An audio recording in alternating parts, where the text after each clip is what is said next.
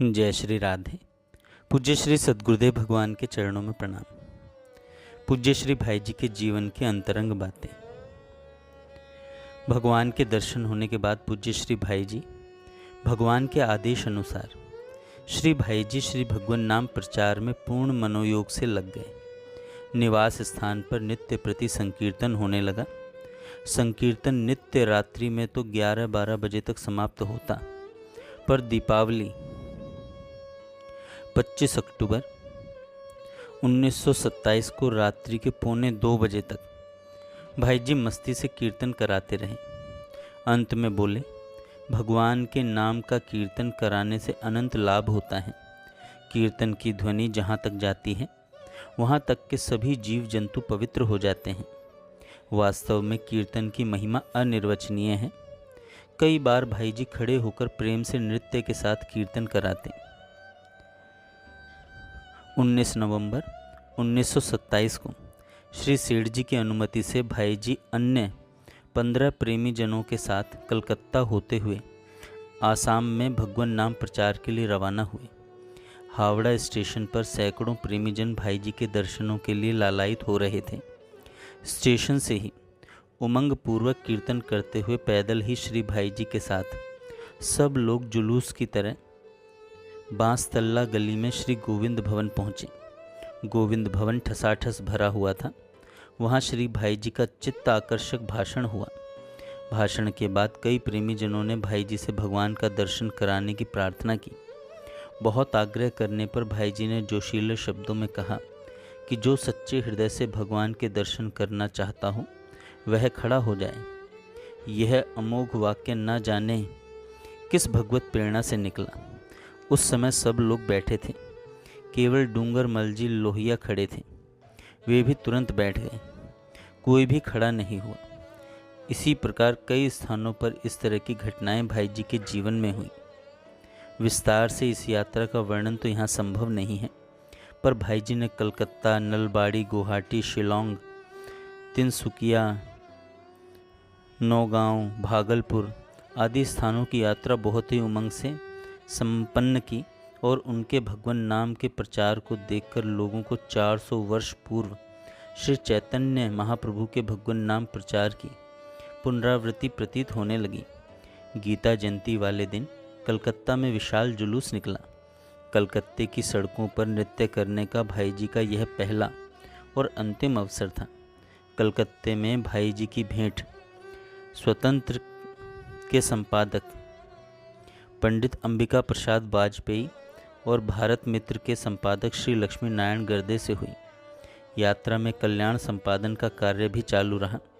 यात्रा में साथ चलने वालों के लिए नियम बनाए गए थे, जिनका पालन सभी उत्साह से करते थे। वे नियम इस प्रकार थे: पहला, श्रीमद् भगवद गीता के एक अध्याय का पाठ करना। दूसरा, ध्यान नित्य नियम पूर्वक करना। तीसरा, हरे राम वाले 16 मंत्र की 14 माला जप करना। चौथा, संध्या दोनों काल की करते समय एक एक माला गायत्री मंत्र का जाप करना। हाथ से बुने हुए कपड़े पहनना। मिठाई न खाना, तंबाकू नहीं पीना। ब्रह्मचर्य का पालन करना। असत्य न बोलना। वेशभूषा में शौकीनी न करना। नौकर को साथ न रखना। अपना काम बने जहाँ तक अपने हाथ से करना। खर्च अपना अपना करना। यथासंभव क्रोध न करना। नियत समय पर सोना और उठना। मान बढ़ाई न चाहना और न स्वीकार करना। किसी से शारीरिक और आर्थिक सेवा न कराना। विरोध शांतिपूर्वक करना। अपने मत का अभिमान न करना और स्त्रियों से बचना। गोरखपुर लौटने के लगभग 15 दिनों बाद ही भगवान नाम प्रचार की दूसरी यात्रा का श्री गणेश करते हुए 31 दिसंबर 1927 को बम्बई के लिए प्रस्थान किया। वहाँ श्री भाई जी नेमाणी जी की वाड़ी में ठहरे और सत्संग भवन में सत्संग का आयोजन हुआ। बम्बई के प्रेमी इनकी प्रतीक्षा बड़े चाव से कर रहे थे। घर घर घूमकर नाम जप के लिए प्रार्थना भी की। दादी सेठ आज्ञारी लेन में 400 माला हरे राम मंत्र की नित्य जपने का वचन मिला। अपने स्नेही श्री यादव जी महाराज एवं रामानुज पीठाचार्य श्री अनंताचार्य जी से भी भाई जी मिले। संपादकीय विभाग साथ होने से कल्याण के काम में कोई व्यवधान नहीं पड़ा।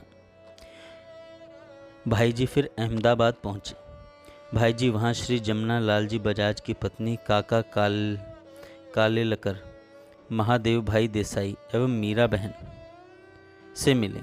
शाम को साबरमती आश्रम में गांधी जी की प्रार्थना सभा में सम्मिलित हुए और वहीं गांधी जी से एकांत में रात्रि को 9 बजे तक वार्तालाप किया। भगवान नाम प्रचार में साथ रहने वालों के नियम सुनकर गांधी जी बहुत प्रसन्न हुए और इस प्रचार कार्य की बहुत प्रशंसा की। भाई जी ने गांधी जी से कल्याण के लिए लेख लिखने की प्रार्थना की, जिसे उन्होंने प्रसन्नतापूर्वक स्वीकार किया। श्री भाई जी बीकानेर, रतनगढ़, सरदार शहर, छापरा, सांडवा, बीदासर, सूजागढ़, भिवानी, रोहतक में भगवान नाम प्रचार की धूम मचाते हुए दिल्ली पहुँचे। वहाँ से खुर्जा गए, जहाँ श्री हरि बाबा बहुत दूर पैदल चलकर स्टेशन पर मिलने आए। वहाँ से फिरोजाबाद, लखनऊ, कानपुर स्थानों में भगवान नाम की मंदाकिनी बहाते हुए वापस गोरखपुर लौटे। जहाँ भाव होता है वहाँ तो संत द्वारा कीर्तन का प्रभाव तत्काल होता है, पर जहाँ भाव नहीं भी होता वहाँ भी उसका प्रभाव देखने में आता है। ऐसी ही एक घटना श्री भाई जी, जब भाई जी चैतन्य महाप्रभु की तरह नाम प्रचार के लिए स्थान स्थान पर घूम रहे थे, उस समय की है। श्री रविंद्र जी संपादक पुरोधा एवं अग्निशिखा, पांडिचेरी, बचपन में आर्य समाजी थे। उन दिनों वे कीर्तन को एकमात्र तमाशा मानते थे। एक बार उन्होंने सुना कि भाई जी अपनी टोली के साथ कीर्तन करते हैं। लड़कपन श्री रविंद्र जी की भी श्री भाई जी को कीर्तन करते हुए देखने की हुई। रविंद्र जी की भी इच्छा भाई जी को कीर्तन करते हुए देखने की हुई। वे तो एकमात्र तमाशा देखने की इच्छा से ही उनकी टोली को देखने गए थे, परंतु कीर्तन सुनकर एवं भाई जी की भाव मुद्रा देखकर उनके शरीर में रोमांच हो उठा। उस कीर्तन का एवं भाई जी की भाव मुद्रा का ऐसा विलक्षण प्रभाव उनके मानस पटल पर पड़ा कि वे स्वयं एक जगह लिखते हैं, आज 35-40 वर्ष बाद भी श्री भाई जी की मुद्रा को भुलाया नहीं जा सकता। कीर्तन क्या था, अमृत वर्षा थी। कीर्तन क्या था, अमृत वर्षा थी। एक जगह पूज्य भाई जी बताते हैं कि जब वे क्रांतिकारी गतिविधियों में शिमला पाल में नज़रबंद हुए, अंग्रेज़ सरकार ने उन्हें शिमला पाल में नज़रबंद किया, तो भाई जी कहते हैं कि भगवान कुछ छीनते हैं तो उससे अनंत गुना देते भी हैं। वे देने के लिए ही छीनते से दिखाई देते हैं। भगवान ने भाई जी के देश प्रेम की सारी उमंगें छीन ली, मित्र मंडली तोड़ दी, प्रियजनों से अलग कर दिया, परिवार के किसी व्यक्ति को साथ नहीं रहने दिया, पर इनके बदले में ऐसी वस्तु दी जिसकी तुलना में विश्व की समस्त लोभनीय वस्तुएं सर्वथा तुच्छ, अत्यंत नगण्य हैं। वह वस्तु थी भगवान का मंगलमय स्मरण और नाम जप। कलकत्ते की दिनचर्या कुछ और थी और शिमला पाल में नज़रबंदी के दौरान कुछ और। नज़रबंदी के जीवन में श्री भाई जी के जीवन में एक विलक्षण परिवर्तन हुआ। शिमला पाल का जीवन एक कठोर साधना का समय बन गया। सरकार के नियम के अनुसार ये गांव के बाहर नहीं जा सकते थे। शाम के बाद गांव के किसी भी व्यक्ति से नहीं मिल सकते थे। शिक्षा संबंधी किसी व्यक्ति से न मिले। शाम के 6 बजे से प्रातः 6 बजे तक झोपड़ी से बाहर न जाएं। जो भी पत्र आए पुलिस के माफिक। सरकार इन्हें खर्च के लिए 80 रुपये देती थी, जिसमें से 30 रुपये ये खुद रखते और बाकी अपनी दादी के पास परिवार का खर्चा चलाने भेज देते। उन दिनों भाई जी प्रायः 3-4 बजे प्रातः उठ जाते एवं 30 माला हरे राम राम राम हरे हरे, हरे कृष्ण कृष्ण कृष्ण हरे हरे षोडश मंत्र का जप कर फिर शौच स्नान के लिए जाते।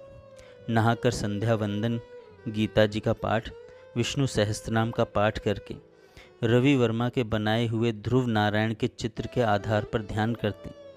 थोड़े ही दिनों में वृत्ति ध्येयाकार बनकर ध्यान का इतना सुंदर अभ्यास हो गया कि प्रातः, दोपहर एवं रात्रि में 3-3 घंटे ध्यान में बीतने लगे। शेष समय नाम जप में एवं स्वाध्याय में लगाते।